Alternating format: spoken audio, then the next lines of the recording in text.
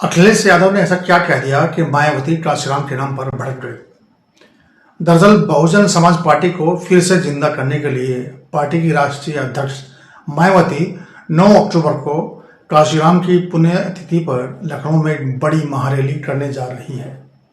यह महारैली करीब 5 साल के बाद होने वाली है।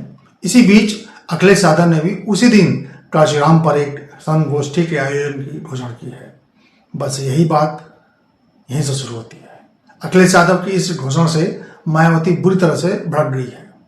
मायावती ने कहा कि बसपा संस्थापक कांशीराम के प्रति विरोधी पार्टियां, खासकर समाजवादी पार्टी और कांग्रेस का रवैया हमेशा से घोर जातिवादी और द्वेषपूर्ण रहा है। मायावती ने 9 अक्टूबर को कांशीराम की पुण्यतिथि पर एक संगोष्ठी आयोजित करने की अखिलेश यादव के ऐलान का जिक्र करते हुए इसे घोर छलावा कहा। मायावती ने कहा कि यह मुंह में राम बगल में छुरी की कहावत को चरितार्थ करने वाला है। दरअसल मायावती ने सोशल मीडिया प्लेटफॉर्म एक्स पर एक पोस्ट लिखी। उस पोस्ट के जरिए मायावती ने आरोप लगाया कि समाजवादी पार्टी के नेता न केवल बसपा संस्थापक कांशीराम के जीते जी उनके पार्टी के साथ दगा करके उनके आंदोलन को उत्तर प्रदेश में कमजोर करने की लगातार कोशिशें की हैं, बल्कि बसपा सरकार द्वारा 17 अप्रैल 2008 को अलीगढ़ मंडल के कासगंज को जिला मुख्यालय का दर्जा देकर कांशीराम नगर के नाम से बनाए गए नए जिले के नाम को भी जातिवादी सोच और राजनीतिक द्वेष के चलते बदल दिया गया। जैसा कि आप जानते ही हैं कि बहुजन समाज पार्टी का आधार वोट दलित ही है। यूपी का दलित कांशीराम के नाम पर ही एकजुट हुआ है और मायावती ने 2007 में पूर्ण बहुमत की सरकार बनाई थी। अब स्थिति यह है कि विधानसभा में बसपा का केवल एक ही विधायक है। लोकसभा में तो बसपा का प्रतिनिधित्व करने वाला एक भी सांसद नहीं है। यही स्थिति 2014 के आम लोकसभा चुनाव की थी, जब बसपा 0 पर आउट हो गई थी। लेकिन 2019 में बहुजन समाज पार्टी और समाजवादी पार्टी ने गठबंधन कर लिया, जिसके चलते बसपा को 10 लोकसभा सीटें हासिल हो गई थी। लेकिन इसके थोड़े ही दिन बाद बसपा सपा का गठबंधन मायावती ने तोड़ दिया था।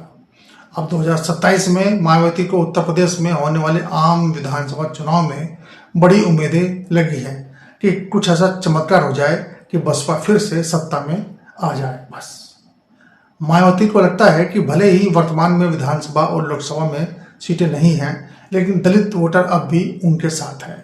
इसी दलित वोट बैंक को साधने के लिए मायावती 9 अक्टूबर को एक महारैली करने जा रही है लखनऊ में। लेकिन जब से समाजवादी पार्टी ने कांशीराम के नाम पर एक संगोष्ठी करके दलित वोटरों का रुझान अपनी तरफ करने की आशंका से मायावती घबरा सी गई है। अपनी पोस्ट में मायावती ने यह भी आरोप लगाया कि बसपा के दौरान कांशीराम के सम्मान में उनके नाम से जो विश्वविद्यालय, कॉलेज, अस्पताल आदि बनाए गए थे, उनमें से भी अधिकतर का नाम सपा सरकार के समय बदल दिया गया था।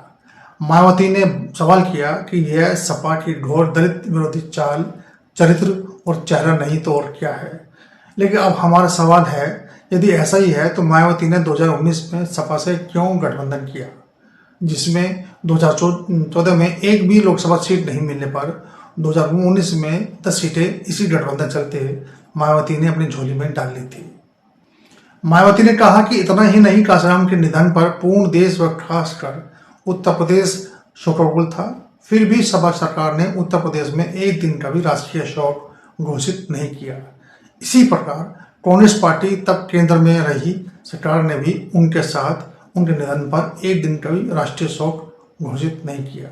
लेकिन कांशीराम के जन्मदिन अथवा पुण्यतिथि पर तो भाजपा सरकार ने कोई अवकाश घोषित नहीं किया। आलोचना ही करनी है तो तमाम दलों की करनी चाहिए। मायावती ने समाजवादी पार्टी और अखिलेश यादव पर हमला करते हुए कहा कि देश में जातिवादी व्यवस्था के शिकार करोड़ों दलित, आदिवासी और अन्य पिछड़े बहुजनों को शोषित से शासक वर्ग में बनाने के लिए डॉक्टर भीमराव अम्बेडकर के मिशनरी आत्मसम्मान और स्वाभिमान मूवमेंट के कारवां को जिंदा करके उसे नई गति प्रदान करने वाले बहुजन समाज पार्टी के संस्थापक और जन्मदाता कांशीराम के प्रति विरोधी पार्टियों में भी, खासकर समाजवादी पार्टी और कांग्रेस पार्टी में, इन पार्टियों का रवैया हमेशा से घोर जातिवादी और द्वेषपूर्ण रहा है, जो कि सर्वविदित है, सभी जानते हैं। इसलिए आगामी 9 अक्टूबर को उनके परिनिर्वाण दिवस पर संगोष्ठी आदि करने का सपा प्रमुख अखिलेश यादव की घोषणा घोर चढ़ावा व लोगों को स्पष्ट उनके मुंह में राम बगल में छुरी की कहावत को चरित्रा करने वाला लगता है। इसी का नाम सियासत है, यानी राजनीति। अब देखना है कि मायावती की 9 अक्टूबर को होने वाली महारैली में क्या होता है, क्या वादे होते हैं और कौन कौन विपक्षी नेता बसपा में शामिल होते हैं। नमस्कार, मेरा नाम है PK वर्मा।